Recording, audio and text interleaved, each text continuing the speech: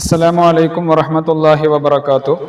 6ാം ക്ലാസ്സിലെ പ്രിയപ്പെട്ട വിദ്യാർത്ഥികളെ, ഇന്ന് നടന്ന താരീഖിന്റെ ചോദ്യപേപ്പറാണ് നമ്മളിവിടെ ചർച്ച ചെയ്യുന്നത്.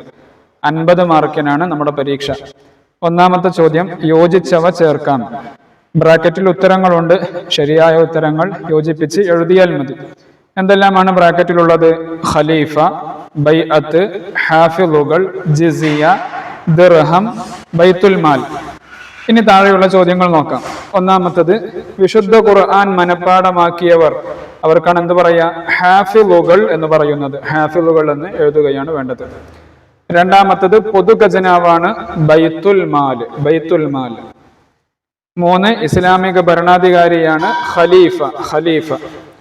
4, ഇസ്ലാമിക നികുതി സമ്പ്രദായമാണ് ജിസിയ. 5, ഖലീഫയെ അംഗീകരിച്ചുകൊണ്ടുള്ള പ്രതിജ്ഞയാണ് ബൈഅത്ത്. 6ാമത്തത്, വെള്ളി നാണയം ദിർഹം. ഈ രൂപത്തിൽ ശരിയായി എഴുതുകയാണ് വേണ്ടത്. ഇനി രണ്ടാമത്തത്, ശരിയായതിനെ ശരി അടയാളപ്പെടുത്താം. ഒന്നാമത്തത്, സിദ്ദീഖ് റളിയല്ലാഹു അൻഹുവിന്റെ ആദ്യ നാമം എന്തായിരുന്നു?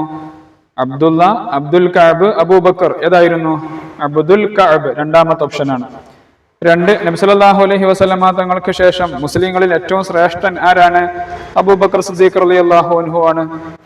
3ാമത്തത്, മുസ്ലിമായ ശേഷം ഇസ്ലാം ഉപേക്ഷിച്ചവരാണ് ആര്? മുർത്തദ്ദോ മുനാഫിഖോ മുശ്രിക്കോ? മുർത്തദ്ദാണ്.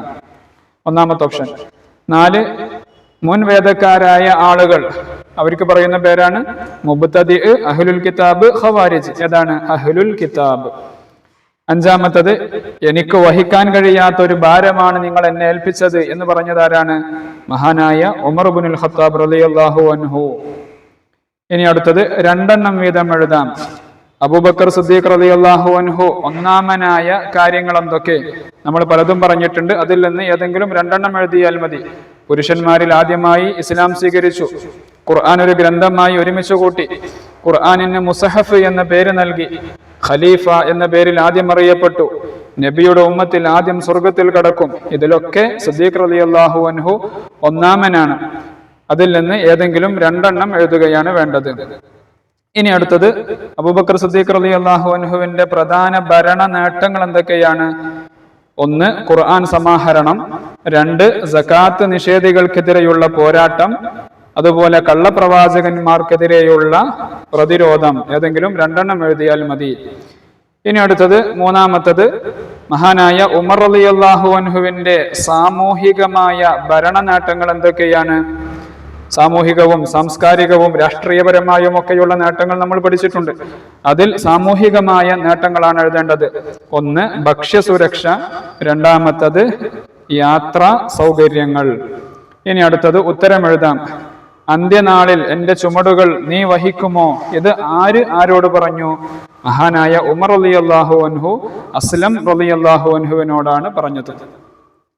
2ാമത്തത്, അബൂബക്കർ സിദ്ദീഖ് റളിയല്ലാഹു അൻഹുവിന്റെ ഖിലാഫത്ത്, ഭരണകാലം എത്ര വർഷമായിരുന്നു? നമ്മൾ പഠിച്ചിട്ടുണ്ട്. 2 വർഷം. ഹിജ്റ 11 മുതൽ 13 വരെ. 2 വർഷം 3 മാസം 8 ദിവസം. ഇതാണ് അബൂബക്കർ സിദ്ദീഖ് റളിയല്ലാഹു അൻഹുവിന്റെ ഖിലാഫത്തിന്റെ കാലം.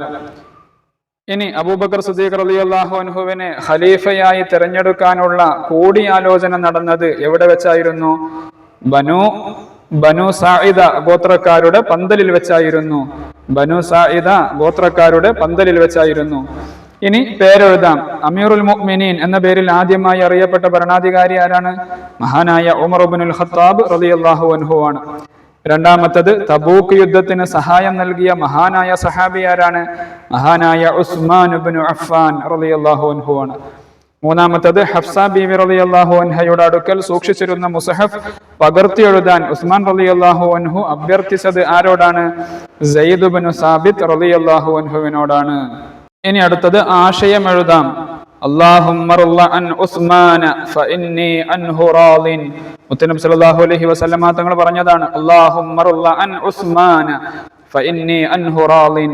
അല്ലാഹുവേ, നീ ഉസ്മാനെ തൃപ്തിപ്പെടണം, അദ്ദേഹത്തെ ഞാൻ തൃപ്തിപ്പെട്ടിട്ടുണ്ട്. ഈ ആശയം അവിടെ എഴുതുകയാണ് വേണ്ടത്.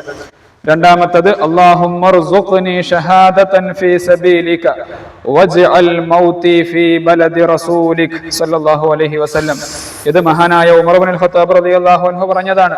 അല്ലാഹുവേ, എന്നെ നീ നിന്റെ റസൂലിന്റെ നാട്ടിൽ ഷഹീദായി മരിപ്പിക്കണമേ. ഈ ആശയം അവിടെ എഴുതുകയാണ് വേണ്ടത്. ഇനി അവസാനത്തത് പൂരിപ്പിക്കാം. നമ്മുടെ രാഷ്ട്രപിതാവ് ഗാന്ധിജി ഒരിക്കൽ പറഞ്ഞു, ഇന്ത്യയിൽ ഞാൻ ആഗ്രഹിക്കുന്നത് ഖലീഫ ഉമറിന്റെ ഭരണമാണ്. അപ്പോൾ ഇവിടെ വിട്ട ഭാഗങ്ങൾ പൂരിപ്പിക്കുകയാണ് വേണ്ടത്. ഇതാണ് ഇന്ന് 6ാം ക്ലാസ്സിൽ നടന്ന താരീഖിന്റെ ചോദ്യപേപ്പർ. വിദ്യാർത്ഥികളൊക്കെ നല്ല രൂപത്തിൽ തന്നെ ഉത്തരങ്ങൾ എഴുതിയിട്ടുണ്ടാകുമെന്ന് പ്രതീക്ഷിക്കുന്നു. അള്ളാഹു എല്ലാവർക്കും നല്ല വിജയം നൽകട്ടെ. അസ്സലാമു അലൈക്കും വറഹ്മത്തുള്ളാഹി വബറകാതുഹു.